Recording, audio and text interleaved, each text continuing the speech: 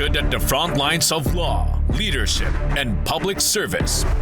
Attorney Karen Jimeno, sharp, steady, a lawyer, an educator, turns complex issues into clear insight. Attorney Mike Toledo, seasoned, fearless, a strategist and communicator whose voice has shaped public understanding of law and governance. Together, they make the law accessible, connecting principles with real-life questions, confronting the issues that define our nation. This is ABOGADO!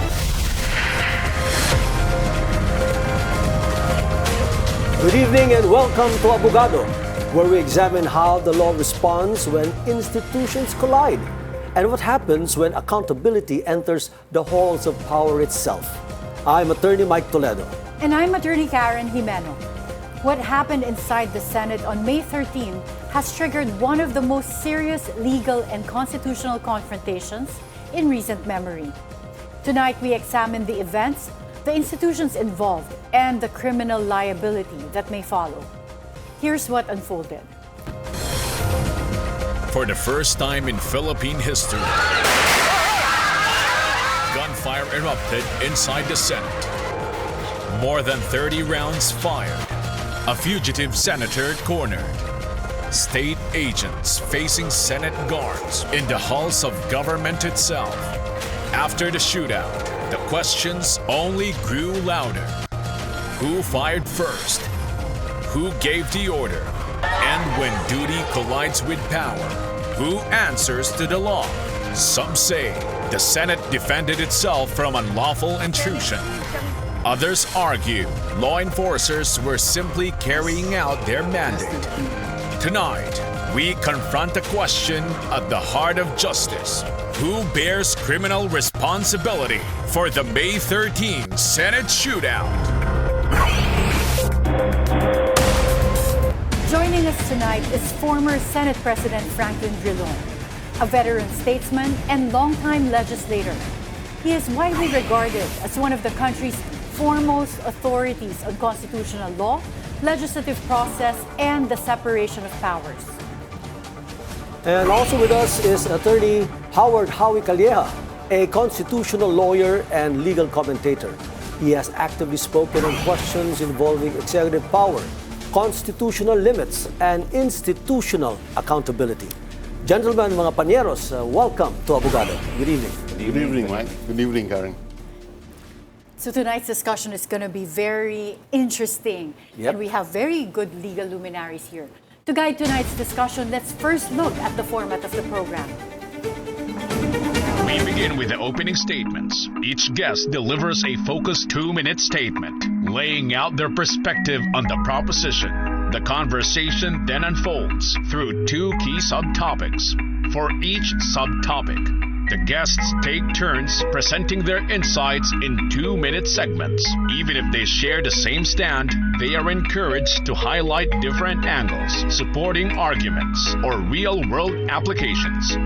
After both have spoken, we move into the open exchange, a 6-minute free-flowing discussion where the guests engage each other directly, ask questions, and expand on their points. Once both subtopics have been explored, we proceed to closing reflections, where each guest is given 2 minutes to summarize their key messages.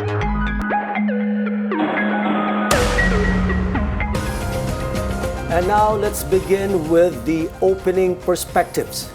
Since the May 13 Senate shootout, the Ombudsman has suspended Acting Sergeant-at-Arms Mao Aplasca. The DOJ says criminal charges are now being studied, and questions continue to grow over who fired first, who enabled the confrontation, and who may ultimately bear criminal responsibility. Now, former Senate President Drilon, Ninong Frank, if I may say, from your perspective, what legal principles should guide the nation in assessing criminal liability for what happened that night? You have 2 minutes. Firstly, the rule is the Senate President has full control over the premises of the Senate. And the Sergeant-at-Arms is an extension of the personality, in effect, of the Senate President. In fact, by tradition, the Sergeant at Arms is always nominated by the Senate President, and the entire Senate would defer to whoever is his choice. Now, in this particular case, is it General Aplaska is what the name is? Yes. Yeah. I think he is an incumbent Sergeant at Arms of the commissioner appointment, if I recall correctly. And he was just designated by Senate President Cayetano to be temporarily handling the affairs of the Sergeant of the Office of the Sergeant at Arms. That is why he was an acting Sergeant at Arms, because he has not been fully elected. But to your question, under our rules, the Senate President has full control over the premises. But that's entirely different from the rules that would govern criminal liability. Let's make it clear, because criminal liability is personal. Yes. But insofar as administrative and political situation is concerned, the Senate President has full control and therefore has full responsibility on matters happening within the premises of the Senate. Thank you so much, Senator Franklin Drilon. Attorney Howard, beyond the gunfire itself, any Filipino will be asking right now whether the incident reflects something deeper, a constitutional breakdown between institutions tasked to uphold the law. From your perspective, where should criminal accountability begin? Well, let me begin, Karen and Mike, by saying your title is, hindi ako agree. Kasi I don't think there is a shootout. The DILG, the PNP already said the Senate was not under attack. I would rather baka tawagin ko Senate shoot me. Kasi the gunfire, as you said, Karen, came from inside, no? It started from inside. There was no, we cannot even say it's self-defense, no? Because there was no attack against the Senate. So what responsibility? I think as us being lawyers, we go with the evidence, no? What are the evidence? Prior to May 13, May 12, Monday, di ba? The Senate was at peace. There was nothing happening except that, of course, there was a Senate coup. A Senate coup happens anytime. I mean, Senator SP Frank can say that he had many coups in the Senate during his time, but nothing as violent as this.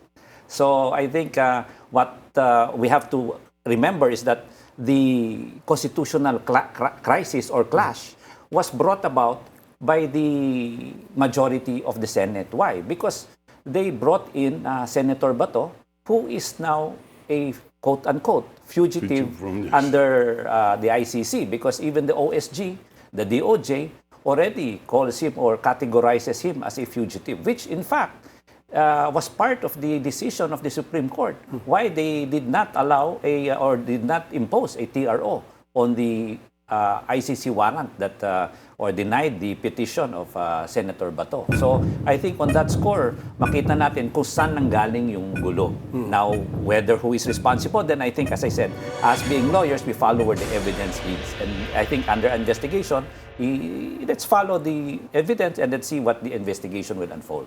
Okay. Thank you, gentlemen. When we return, we examine whether the shots fired inside the Senate may be justified under the law. You're watching Abogado.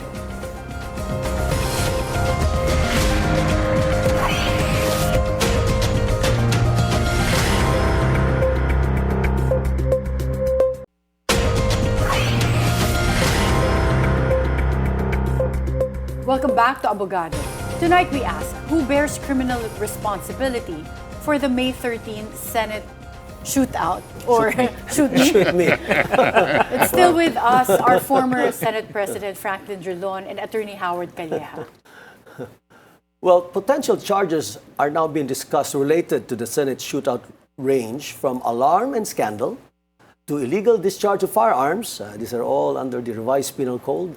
Reckless imprudence, grave coercion, and even attempted homicide. Senator Drilon, under the revised penal code, but that I think I studied that a couple of years back, where does principal criminal liability potentially attach here?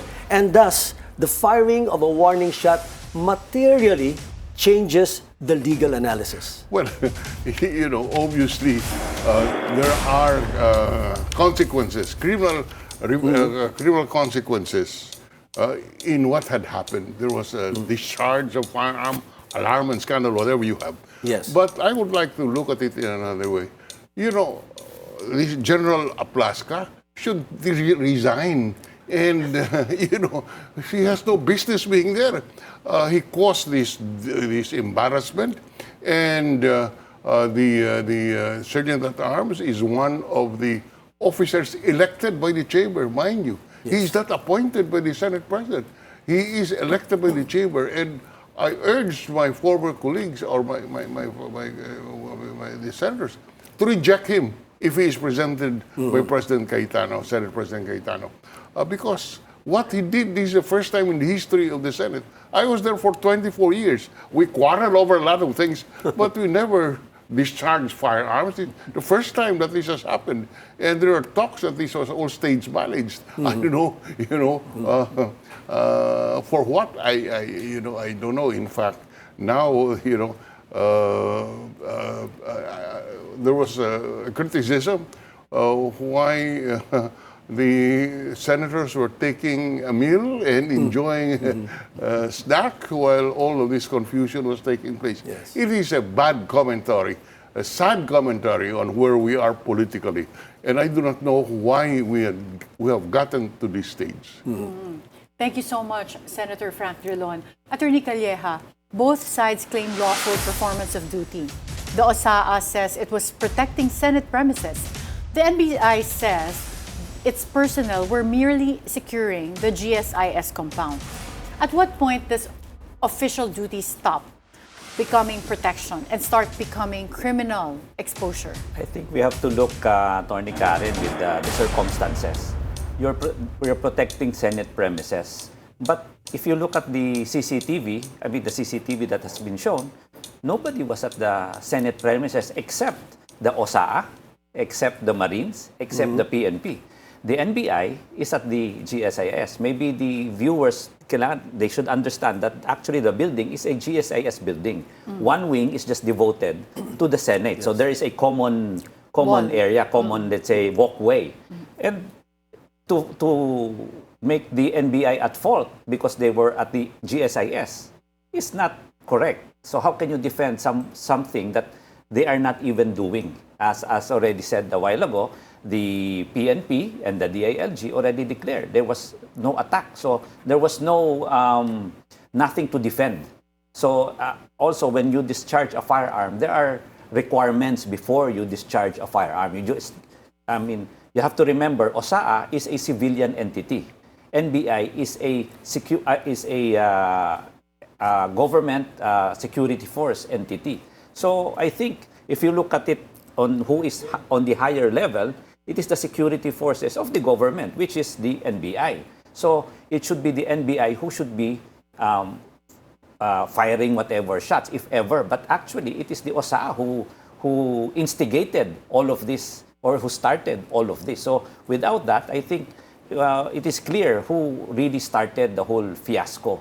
And as I would agree that I think the sergeant at arms or the acting sergeant at arms should resign. That should have been his first order of business and not wait for any request for any resignation. And para klaro rin, in any discharge of firearm, they should have surrendered the firearm immediately.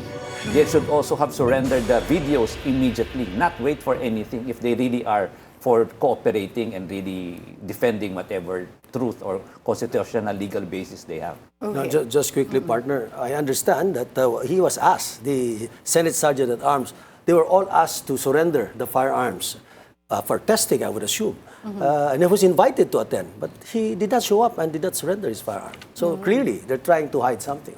Okay, so now we have an opportunity to openly discuss all the other related issues, and we have 6 minutes per day. So just from my perspective, one thing that I noticed was the Department of Justice's proclamation that the warrant is now enforceable. The warrant of arrest is now enforceable after the Supreme Court failed to issue a temporary restraining order.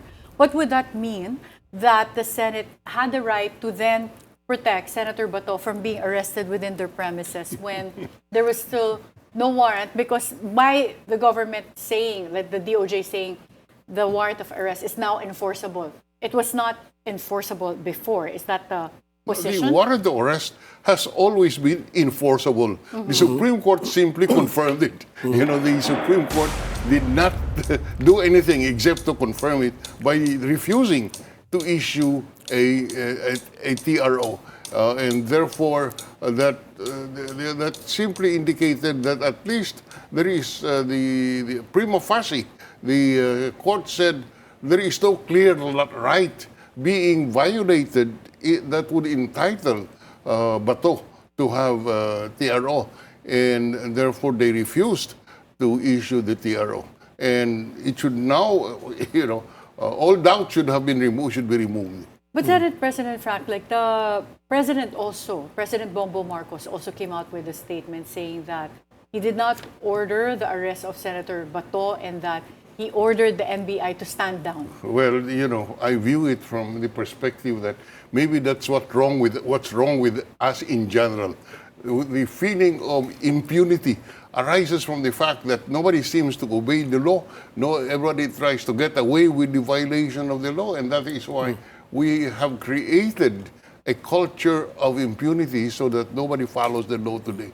And to me, that is the reason why we have that scam of flood control projects. The amounts are beyond imagination because hindi natakot ang tao eh. And that is why maybe the president should take a firmer stand and say, we enforce it. This is the law. This is my duty, my constitutional duty to enforce the law. Let us serve the warrant. Senate President Frank and Attorney Howie, we've been hearing this term, partner, di ba?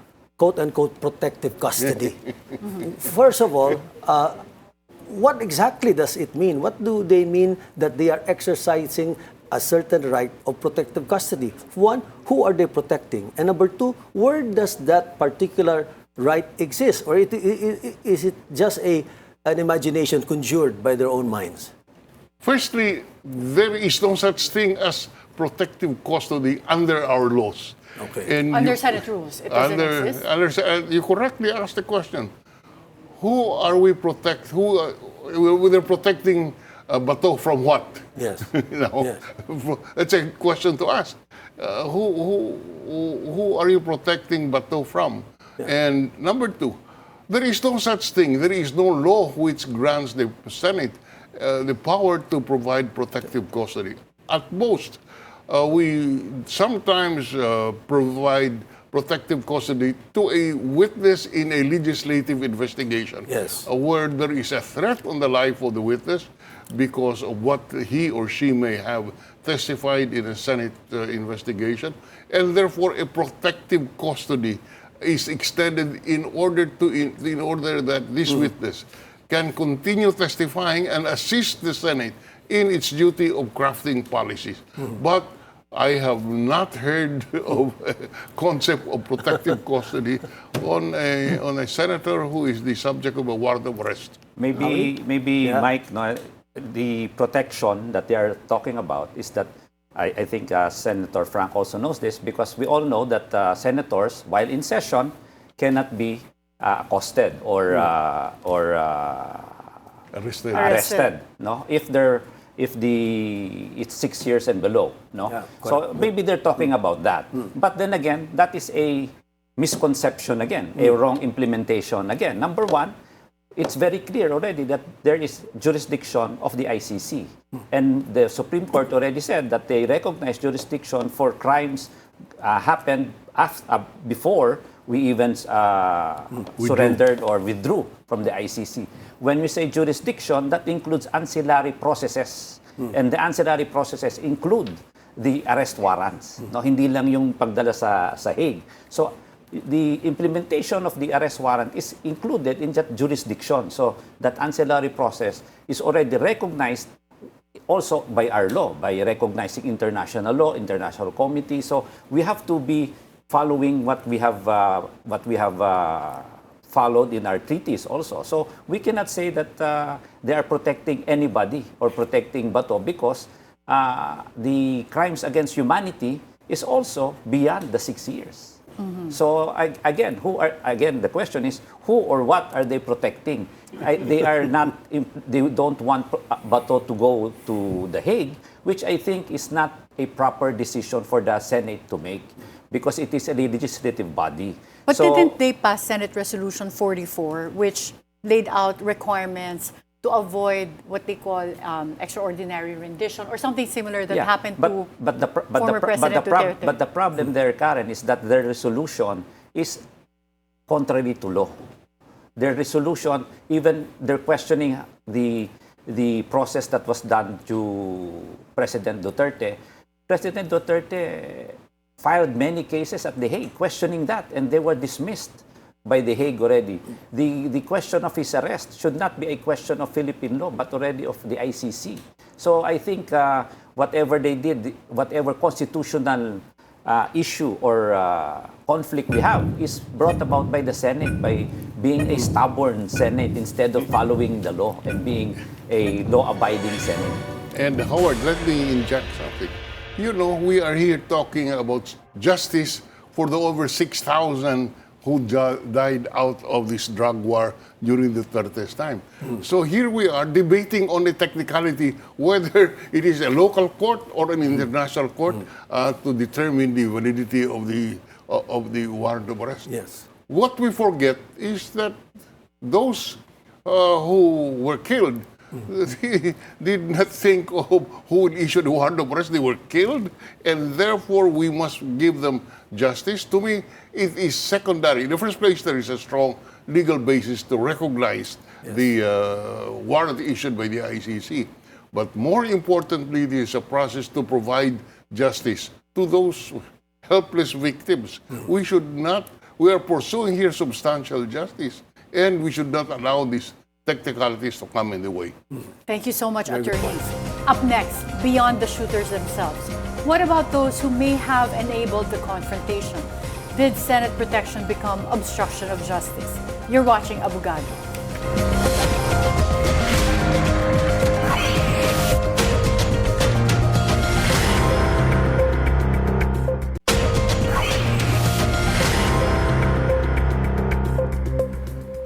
Welcome back and thanks for joining us. You're still watching Abogado.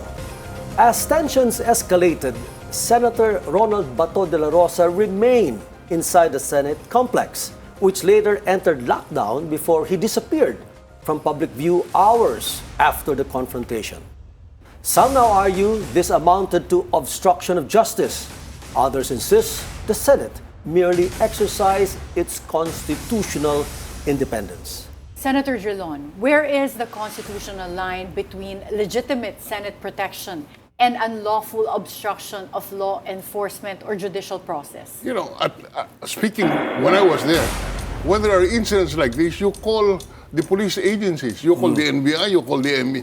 You know, the OSA or the Office of Sergeant at Arms is not equipped to handle this kind of incidents, assuming that there was really an attack on the Senate. You know, you call the law enforcement agencies, the NBI, the PNP. As I would repeat, you know, and then now there is a doubt as to the authenticity of the attack on the Senate. The conclusion on the basis of the evidence that we see is that the Senate was not being attacked. Yes. So why was there I don't know, discharge of firearms? It is exceeded whatever limits, whatever boundaries there are of decency. Thank you so much, Senator Drilon. Thank you, Senator Drilon.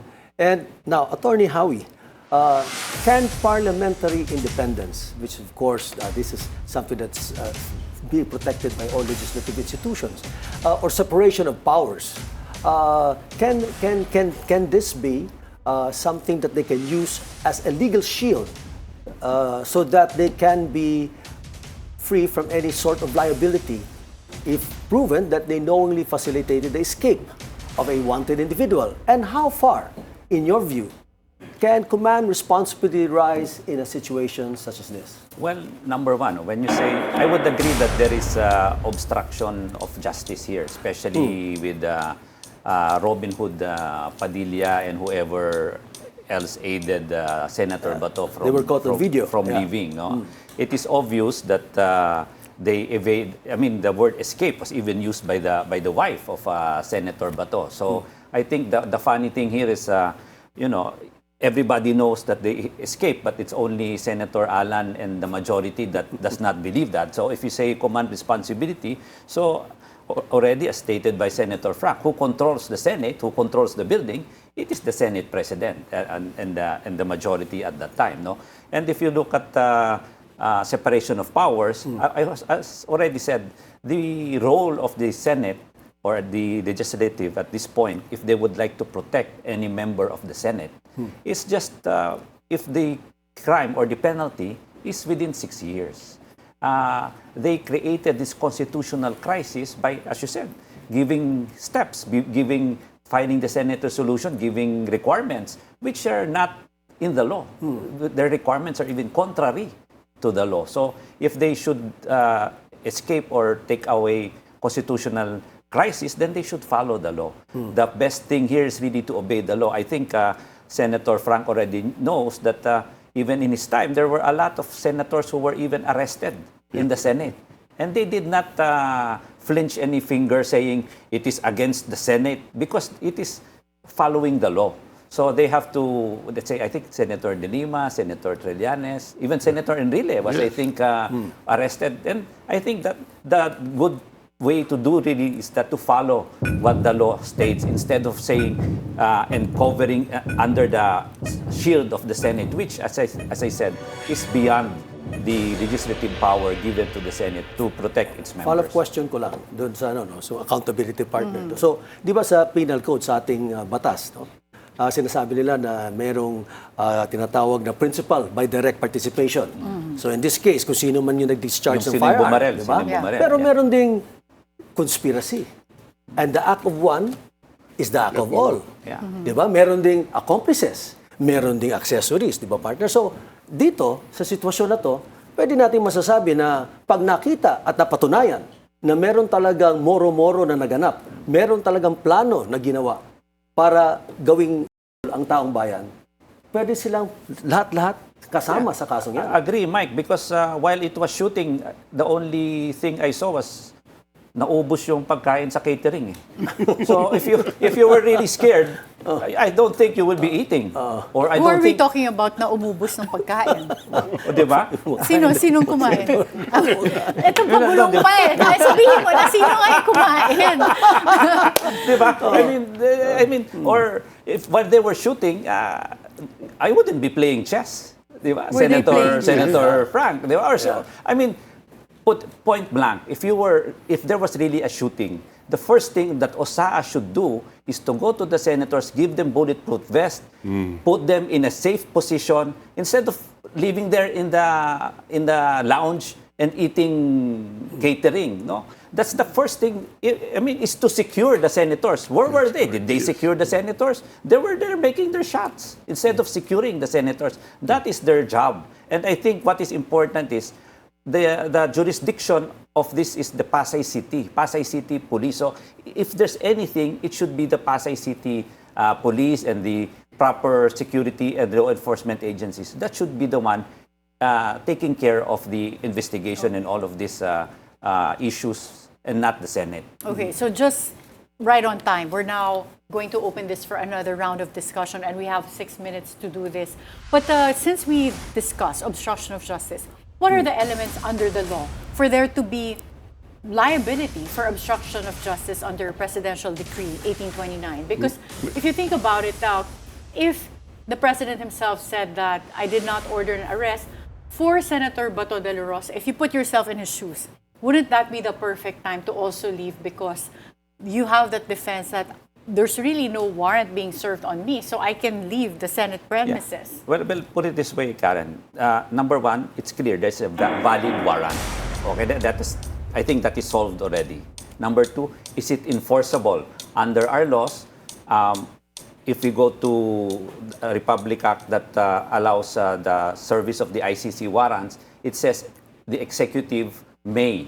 It doesn't say the president, it says the executive. So, meaning executive, NBI, police, or anything, any UJ. law enforcement agency. So, when it says may, they may choose to follow it or not.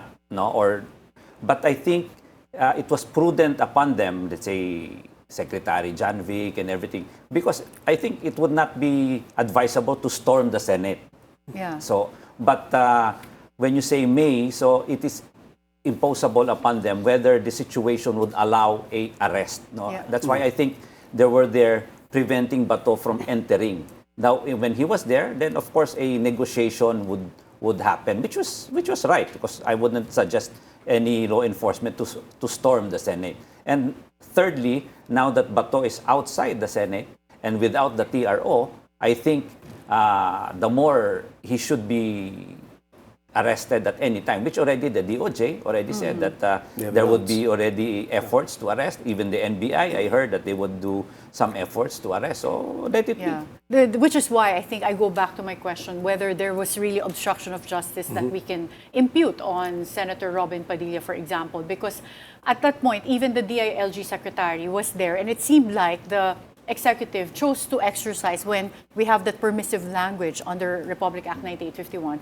to just do may, meaning they chose not to enforce the warrant. So for Senator Robin, like he could, if he lent his car to Senator Bato, there's really no liability because at that point, wala pang ine-enforce na warrant. Is that a reasonable argument? Well, I would not go that far, because they already knew that he is that, as I said, there is a valid warrant, whether it is whether it is executed by the law enforcement agencies. That's another question. But they aided him to escape. That is the problem. And you have to remember, they already declared by Senate resolution that he is under protective custody of the Senate, meaning Robin Padilla is the responsibility of the Senate. So if that is the case, then they should abide by the laws. What did Senate... Ako naman iniisip ko, baka yung protective custody nila includes having him, protecting him to leave the premises. That's why I'm saying whether it is true or not that there is such an animal as protective custody, they took it upon themselves. That they said that he is under protective custody, meaning he is under our responsibility. So if that is the case, then allowing him to escape, clearly knowing that there is a valid warrant, to me, is an obstruction of justice. Senator Frank, as a former senator, anong pwedeng liabilities ng mga senators? The fact is, if it is shown that indeed Senator Padilla facilitated or even made possible the Bato's leaving the premises of the Senate, then he has some criminal liability to answer on the matter of obstruction of justice, at the very least, when he allowed this, or when he facilitated the escape of Bato. But really, this is embarrassing. You know, how glad I am that I'm no longer there. And the penalties are high for obstruction of justice. 4 to 6 years, I think. 4 years to 6 years. Is that correct? You know, just to put it in perspective, when I filed the case against Senator Ponce Enrile, you know, he was decent enough. Okay, let's debate on the validity of the criminal charge. Yes. But first, he surrendered himself to the authorities and had himself in the custody. Laila de Lima, the only thing she said was, don't arrest me here. I'll go home, arrest me there. So that is why it was so, and even in the case of Trillanes. So all of this is in contrast to what we saw. You know, where at 2:30 in the morning, you would surreptitiously leave the premises of the Senate when you were supposed to be given protective custody. I am sure that, you know, they thought it was for his protection.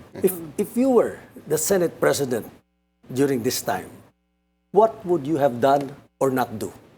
In terms of? In terms of what happened? Well, you know, you could only advise Senator De La Rosa. If I were to advise him, Yes. comply with the warrant of arrest, question the, and after you have submitted yourself to the jurisdiction of our police authorities, start to question the validity of the warrant. Because you are not giving up your right. But for an orderly society, hindi naman po pwede because I think you're wrong, I will do what I want to do. We are in a rule of law.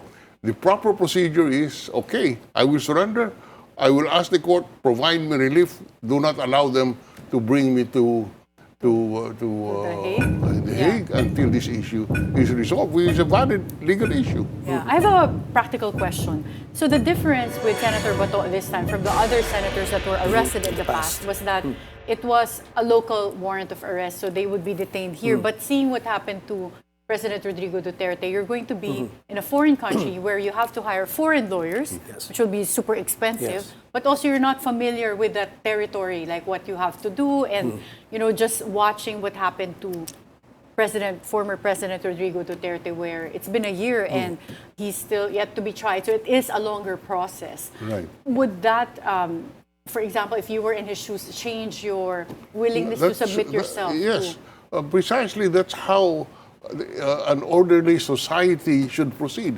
First, you follow. Okay, so there's a warrant, I will follow, but I will not give up my right to question the validity of the warrant. And at that point, I think the Supreme Court will simply say there is a clear basis for issuing a TRO because you can be brought out of our jurisdiction, and therefore, what the Supreme Court said here is that there is no clear right of Bato that should be protected by the TRO. But if he surrendered himself and have himself in the custody of the authorities and question now the validity of the threatened transfer to The Hague, I think the Supreme Court will entertain that. But we lawyers know that you have to come to court with clean hands. So how can you ask for relief from the courts when you yourself is violating the law?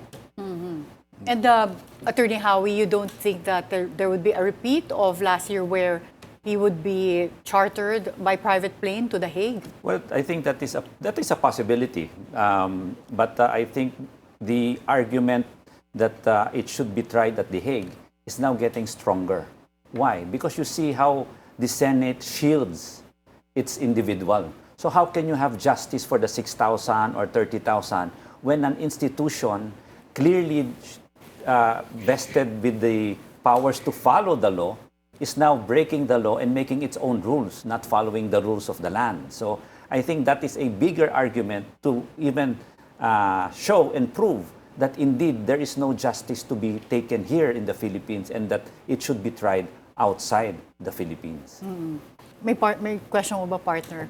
Because I'm curious to ask, going back to Acting Sergeant at Arms Aplasca. Yes. Kung sumunod lang naman talaga siya sa Senate President, sa instructions to secure Senator Bato and the Senate premises, would he still be liable? Assuming na stage nga, yung theory nyo na stage. Kung sumunod siya kay kahit sabihin Alan, natin stage yung shooting, pero sinunod lang naman niya yung kahilingan sa kanya na just create a diversion or whatever. And this is theoretical, para sa mga nakikinig. Would he still be liable? You should follow legal orders. You should not follow illegal orders. If you were asked to do a diversion, that is an illegal act. Pero mas magaling na acting si Pia kaysa kay acting Sergeant at Arms. Mas magaling yung acting na yun. Well, so far, all the evidence, it was in the headlines, I think, of the Philippine Star. They said that all the evidence so far, both testimonial and documentary evidence and the CCTV footage, clearly shows that there was no attack in the Senate. That has been their determination thus far. But of course, I think it is right to say that while that is the conclusion thus far, it is not yet a legal conclusion in the sense that they still would have to prove it. They still would have to factually prove that this actually were, yun nga, moro-moro at sila-sila lang gumagawa because they had their own agenda. But if you look at it, what is the agenda? Who is there to gain? It is in addition to obstruction of justice, I think this is also obstruction of the impeachment. Because guguluhin yung impeachment proceedings, especially if they control the majority. Alam natin as lawyers that, if things are, let's say, any objection, any motion to produce subpoena or evidence can be blocked. That's why I think part of this is really an obstruction of part of the agenda is to an obstruction of the truth, obstruction of the impeachment. That's another good topic, partner, Oh, for the near Abogado. future, yes. Yeah. Thank you so much, You can invite attorneys. us again. Of course. Yes. When we return, closing reflections on our central question: who truly bears criminal responsibility for the May 13th Senate shootout? This is Abogado.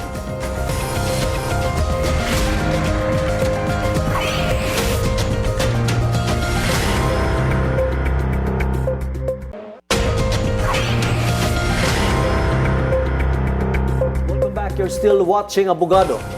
Now, from warning shots and self-defense to obstruction, command responsibility, and constitutional independence.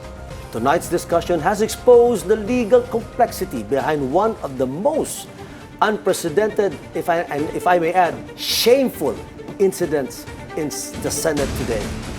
At its core, the issue is no longer only about who fired a weapon, but whether our institutions remain faithful to the rule of law while protecting one of their own. We now ask for closing reflections. Senator Drilon, your final statement. I will repeat what I said at the start. I was in public service for 34 years. The Senate has been there probably for 100 years. This is the first time that this kind of incident happened. There are talks about the same being stage managed. It is really embarrassing, and I don't know if the Senate can ever recover the prestige that it used to have during the time of Claro Recto and all the legal giants in our history. This is embarrassing, and the Senate leadership should be very conscious of how to restore the confidence of the people in a Senate whose prestige has been really muddled, has been affected, has deteriorated as a result of this episode. Thank you so much, Senator Drilon. Attorney Howard, your closing Well, reflections. if we want to save the Senate as an institution, because that is the one which is at the center point now, really, today, no? Number one, I think I suggest that the Senate leadership really looks into itself. Do they really have the leadership for the Senate to regain its past glory?